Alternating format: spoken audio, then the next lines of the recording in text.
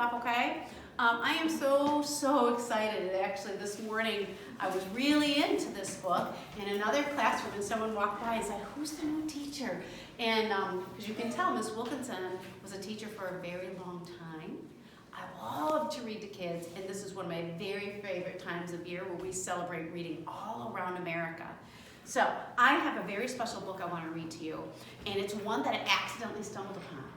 I chose this book, I actually have a different book picked out, but I chose this book because Mr. Matthew, that came to visit this morning, we were practicing reading and he was picking some books and he read this one and I thought, oh, that's perfect.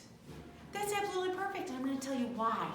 Now I know you're only first grade, but I want you to think about the lesson in this story. Now that's something they learn in third grade, the theme, the message, and the lesson. But I know that my first graders can do it too. So the lesson in this story is so valuable, so important for the times that we're going through. It's kind of tough times, right, where we're wearing masks and we've got some people that are sick and right? There's some hard things happening and we really wish things could get back to normal, right? We miss gathering with our friends and we miss being with our families, right? Well, this story is about some friends and they have a problem. But I want you to think about how they solved the problem. That could be something we could think about for ourselves, okay? And the pictures in this story are actually very important. So if you can't see the pictures up on the screen, so yeah, we may need to adjust the camera or whatever for you so you can see it, okay? So if you can't see, I do want you to get to a space where you can see because the pictures are very important. You're going to have to be a reading detective, okay? Okay. All right. So the story I'm going to read to you is called The Perfect Picnic, and I'll tell you, I am really ready for a picnic. I'm ready for the snow to melt, and I'm ready to gather with my friends and family and have a picnic. Raise your hand if you like picnics. You like to gather with your friends and family and have picnics? I can't wait till we can get back to that. This book is written by Sierra Flood.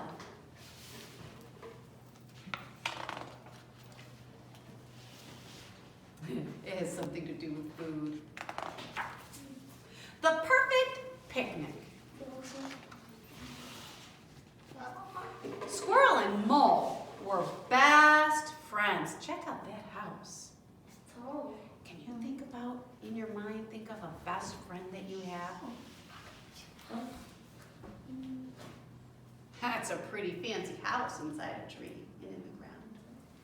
I want you to think about what kinds of things do you like to do with your best friend? Here's what they like to do. They did everything together. They danced together, they baked cakes together, they went on bike rides together, and they especially like to paint pictures together. Look at these pictures. Now I'll tell you, my favorite thing was bike riding with my friends. Hiking and biking are the things that I like to do with my friends the very most. And what about you? What do you think? What's something you really like to do with your best friend? One day, Squirrel and Mole decided to have a picnic. Squirrel wanted it to be the most perfect picnic ever. No butter on the sandwiches, said Squirrel. Right you are, Squirrel, said Mole, even though he loved butter on his sandwiches.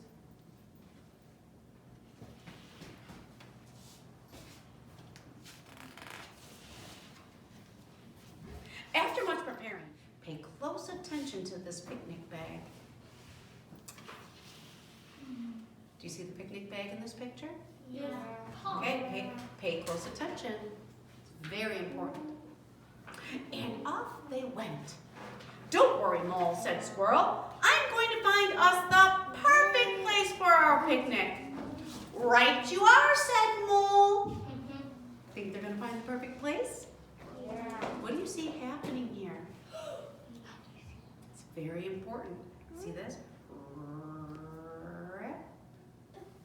What happened, Zoe? The bag ripped. Oh happen? You guys, your names are all gonna just be the names that you have on your shirts. Pretty. Amazing. Go ahead. Take off the food. Maybe so. In the back. What do you think? All the food's gonna fall out. Maybe all the food's gonna fall out. Well, let's see what happens. I see Squirrely's got his map. She must know what she's doing. Here she goes. Oh, look at the pictures. What do you see? That's not any of our characters yet. That's not Mole or Squirrel.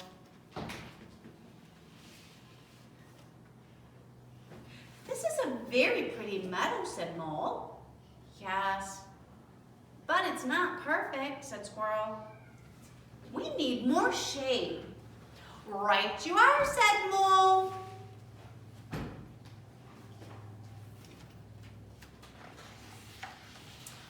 Well, this field has shade, said Mole. Yes, but there's too much of it, said Squirrel. Right you are, said Mole. Pay close attention to the photos. Pay close attention to the illustrations. The cake fall. Well, how about here? Asked Mole. It's far too busy, said Squirrel. Say it with me.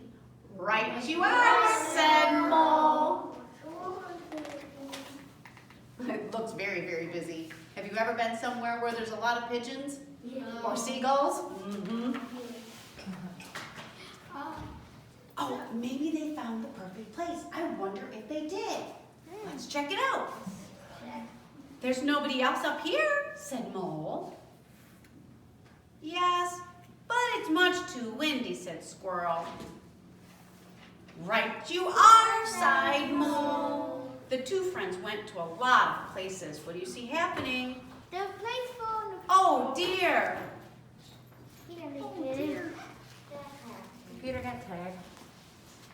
Look at it. It looks quite windy there. Look at this. Oh, they look like they're trying really hard to get through the wind.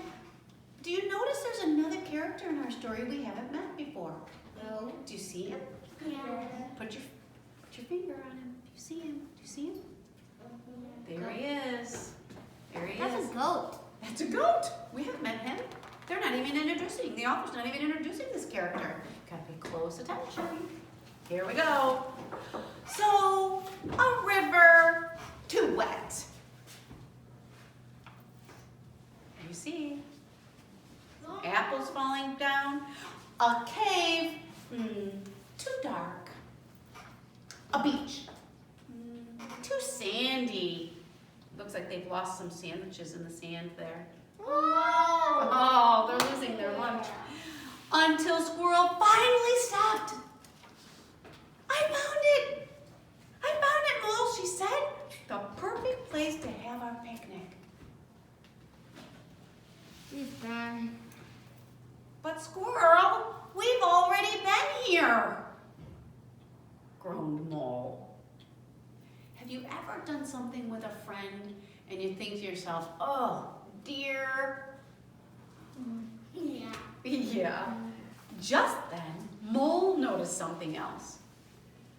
Uh-oh, he said. What did he notice? What did he notice? The bed. Mr. Cool? Oh, we have two Mr. Cools. Oh my goodness, I didn't know we had so much coolness in our school. I'll start with this Mr. Cool. What did he notice? What did Mole notice? He noticed the bed was ripped. What do you think he's gonna do, Mr. Cool over here? You don't know? Maybe we'll get it back. Go back. Maybe they'll go back and find it. Maybe. Let's find out. No! Wailed Squirrel. This is the worst picnic ever. Have you ever had something that didn't go the way you wanted it to?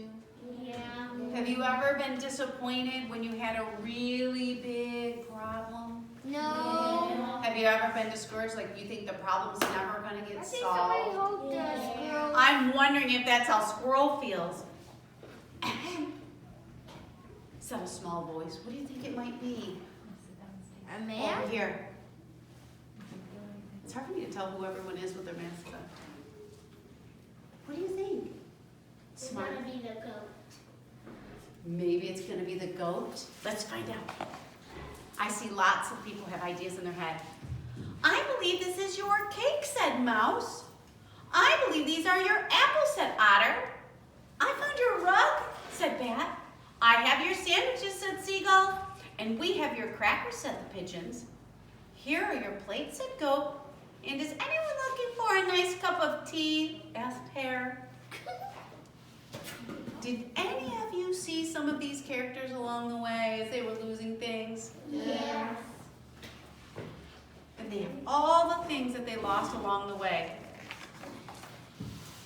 Oh, but the apples were bruised, the cake was squished, the plates were chipped, the forks and spoons were bent, the rug was dusty, the sandwiches were sandy, the tea was cold, and the crackers were very much eaten.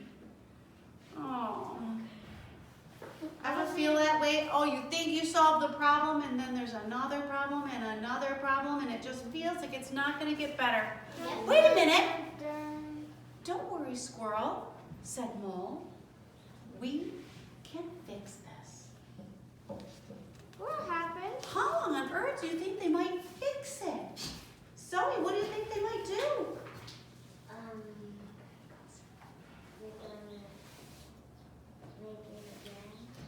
Maybe. Everyone take a minute right now. Think inside your head. What could they do to solve the problem?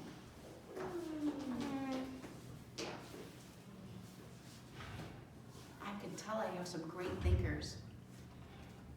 Ready? Let's see if your thought is correct. This picture is very important. It was not the perfect picnic that Squirrel had planned, but you can see the otter is heating up the tea. You see the pigeons are trying to help. One's got a cup on his head. The squirrel is carrying over the cake. The mouse is using the squirrel's tail to dust off the sandwiches. We have a seagull here shining up the apples. We have the rabbit down here fixing the plates, and the goat dusting off the rug. So it was not the perfect picnic that the squirrel had planned, but it was a lot of fun. Yay! I'm already looking forward to our next picnic, said Squirrel. Me too, said Mole. But next time, let's have butter on our sandwiches. Right you are, Mole, said Squirrel. Right you are. So, I chose this story because there was a lesson to be learned. What do you think we could learn from our characters in this story? What could we learn? What's an important lesson? They had a problem, didn't they? They had more than one problem. But what lesson can you learn from them when it comes to solving a problem? What do you think? When you have an idea, raise your hand. Any ideas? Are we nervous to answer in front of the principal? Give it a try. You're not nervous? Do you think you have an idea? You don't have an idea? Well, they had a problem, but what did they do to solve it? Yes.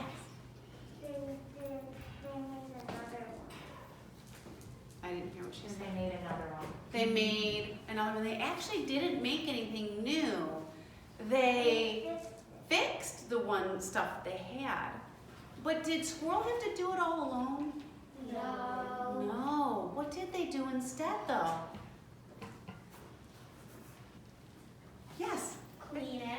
They cleaned it, but not all by themselves. What did they do instead? Yeah. Friends help. The friends helped. So the lesson in this story is, if we work together, it's better. Have you ever heard the term, many hands make light work? That means when we work together, it's not as big a problem and it's not as much work. And boys and girls, I know school's been really strange this year, hasn't it? It has. But we have worked together to make it the best that we can make it in these circumstances. I thought this book was perfect. I fumbled across it accidentally. And I thought, this is perfect because I think this describes your school. This describes you.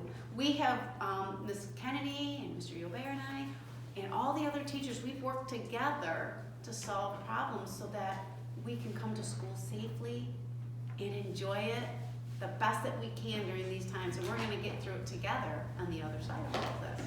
So I'm proud of you, and thank you so much for having me in your classroom to read to you, because I got to do one of my very favorite things, and we solved a problem that we allowed for me to be 6 feet away and still be able to read to you so that our friends online could hear.